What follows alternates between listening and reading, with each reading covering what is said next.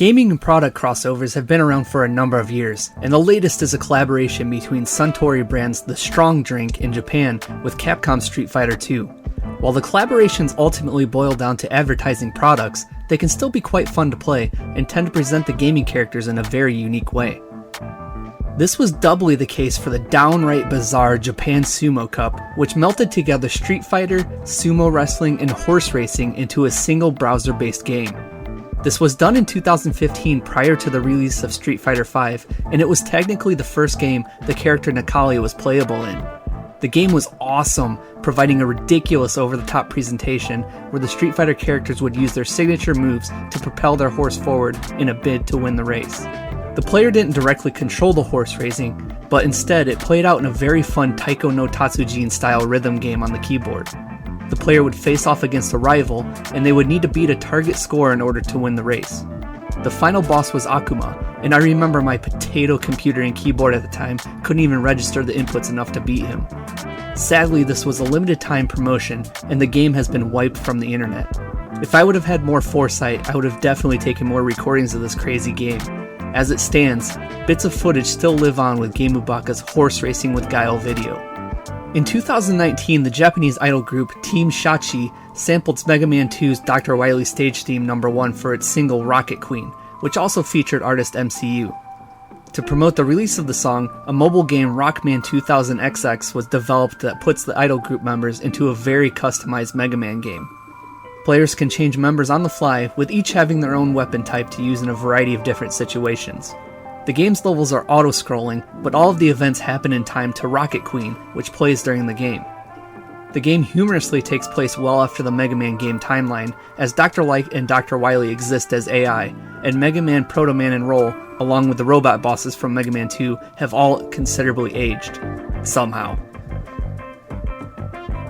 It's a pretty difficult yet fun game, and to my surprise, it is still playable online today using a mobile smart device. Check the video description for a link to this game's website. This takes us to the current day cross-promotion of The Strong Fighter 2, which is crazy enough an augmented reality game.